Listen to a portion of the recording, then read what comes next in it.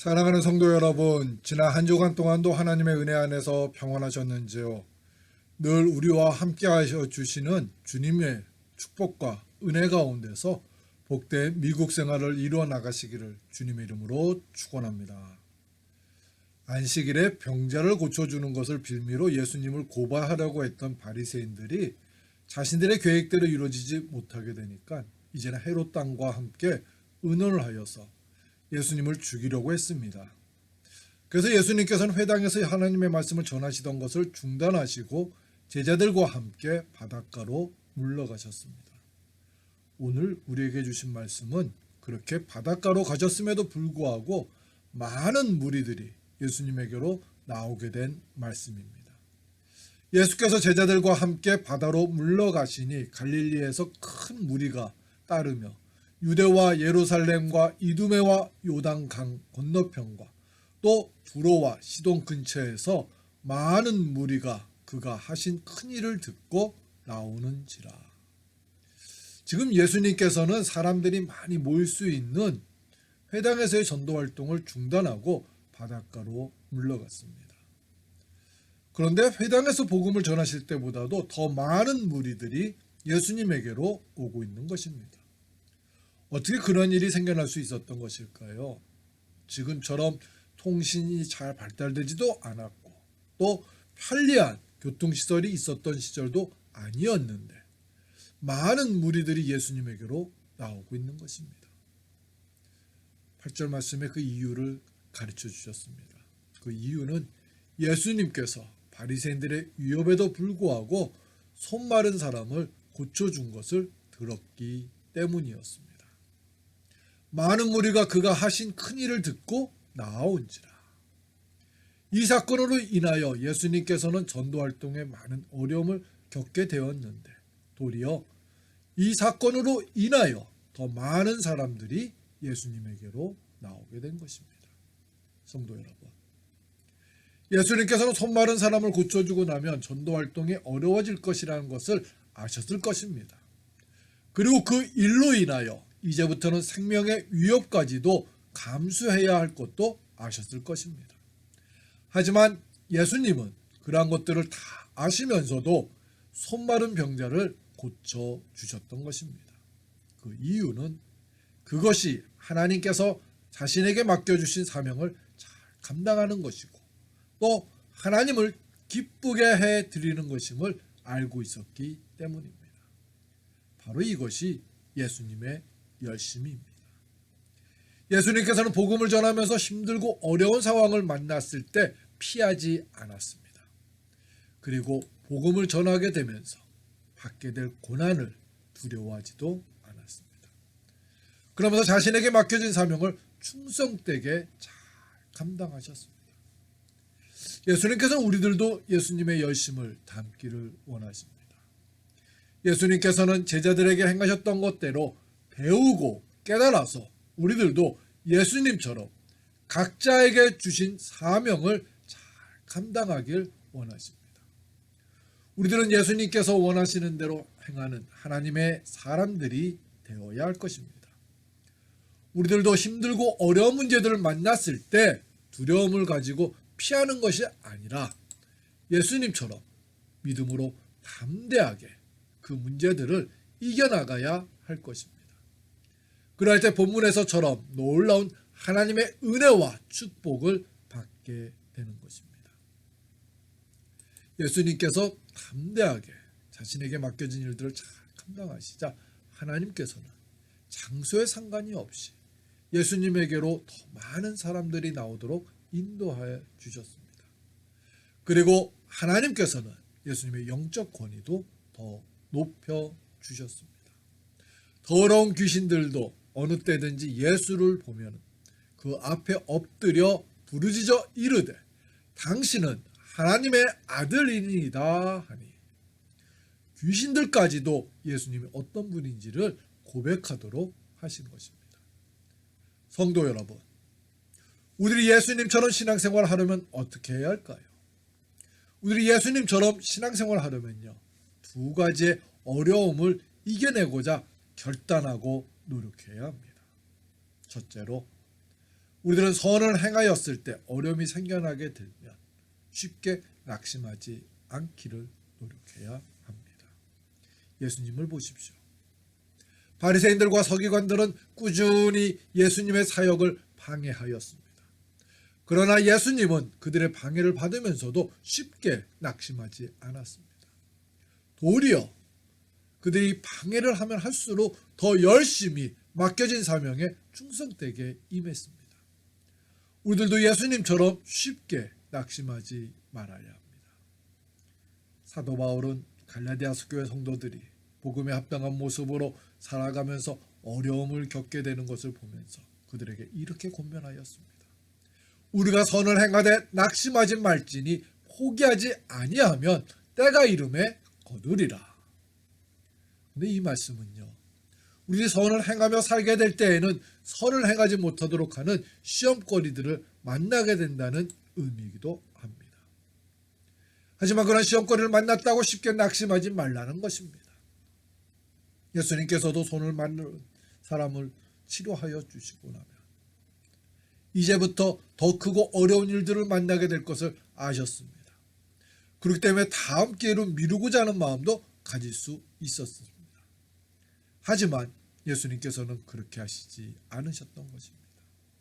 성도 여러분, 여러분들이 경건하게 하나님의 사람으로 살아가려고 하면 할수록 사탄이 주는 어려움을 많이 만날 수 있게 됩니다. 우리들이 선을 행하며 살려고 하면 할수록 이래도 더 선을 행하며 살 것이냐 하면서 우리로 하여금 선을 행하지 못하게 하려는 세력을 만날 수 있습니다. 그때 우리들은 쉽게 낙심하지 말아야 합니다.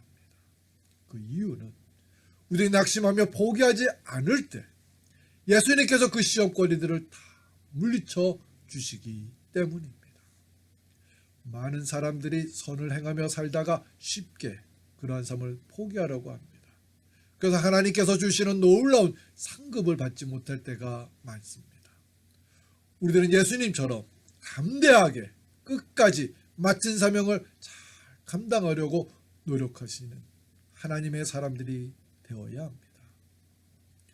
두 번째로 우리들은 믿음을 지켜나가면서 끝까지 하나님을 신뢰하고자 노력을 해야 합니다. 어려움을 만나도 낙심하지 않으며 포기하지 않으려고 하며 사탄은 그 다음으로 하는 것이 하나님에 대한 불신을 갖게 하는 것입니다.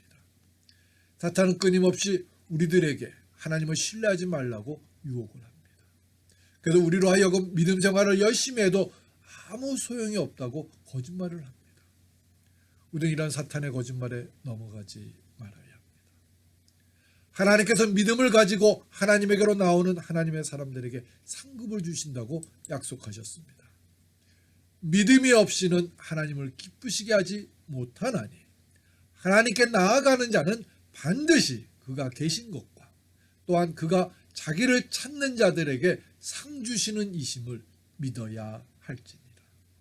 성도 여러분, 하나님의 은혜로 구원을 받은 우리들이 하나님을 충성되게 섬기는 것은 당연한 일입니다. 마땅히 해야 될 자세입니다. 그런데 하나님께서는 충성되게 섬기는 사람들에게 후한 상을 베풀어 주신다는 것입니다. 본문을 보십시오. 예수님께서 그렇게 열심히 사명을 잘 감당하시자 하나님께서는 많은 무리들이 예수님에게로 가도록 인도하셨습니다. 하나님께서는 자신을 열심히 섬기는 사람들에게 공짜로 일을 시키시지 않으시는 분이십니다. 목회를 하면서 많은 사람들을 만나게 됩니다. 그 중에는 참 신실하게 하나님을 잘 섬기던 사람들도 있었습니다. 근데 목회를 하면서 지켜보면요, 하나님이 열심히 잘 섬겼던 성도님들의 삶은 확실히 다르다는 것을 발견하고 깨닫게 됩니다. 제가 잘 아는 장로님 한 분이 계십니다. 이분은 넉넉하지 못한 상황에서 미국 생활을 시작하셨는데요. 처음에 뜻을 같이 하여 동업을 하였던 친구가 배신하게 되면서 미국을 떠나야만 했습니다. 하지만 그런 장로님은 그런 어려움을 겪으면서도 변함없이 한결같은 마음으로 열심히 하나님을 섬겼습니다. 그러던 어느 날 하나님께서는 그 장로님을 다시 미국에 올 수 있도록 인도하여 주시고 사업과 가정에 상상할 수 없는 축복과 은혜를 베풀어 주셨습니다. 열심히 하나님을 섬기십시오. 하나님께서는 여러분들의 섬김을 기억하십니다. 그리고 그에 따른 상급을 꼭 베풀어 주십니다. 사도 바울도 사랑하는 디모데에게 이렇게 권면을 하면서 자신처럼 하나님을 열심히 잘 섬기라고 하였습니다. 나는 선한 싸움을 싸우고 나의 달려갈 길을 마치고 믿음을 지켰으니 이제 후로는 나를 위하여 의의 면류관이 예비되었으므로 주 곧 의로우신 재판장이 그날에 내게 주실 것이며 내게만 아니라 주의 나타나심을 사모하는 모든 자에게도니라. 우리는 의의 면류관이 예비되었음을 기억하면서 열심히 맡은 사명을 잘 감당해 나가야 할 것입니다. 성도 여러분, 우리는 하나님의 말씀대로 살아가려고 싶어 하지만 우리가 살고 있는 환경은 점점 그렇게 살아가지 못하도록 만듭니다. 그리고 그런 상황에서도 하나님의 말씀대로 살아가려고 하면 할수록 나만 그렇게 살아가는 바보라고 사탄이 조롱을 하면서 이제 다른 사람들처럼 살라고 유혹을 합니다. 그래서 우리들은 낙심하게 됩니다. 우리는 이러한 사탄의 유혹과 환경을 믿음으로 이겨내어야 합니다. 그래서 하나님께서 주시는 의의 면류관을 받아야 합니다. 하나님께서는 우리들의 신앙생활을 지켜보십니다. 그러면서 우리들이 예수님처럼 신앙생활하기를 원하십니다. 예수님의 열심을 본받으면서 열심히 하나님을 경외하며 살기를 결단하고 노력하는 하나님의 사람들이 되시기를 주님의 이름으로 축원합니다.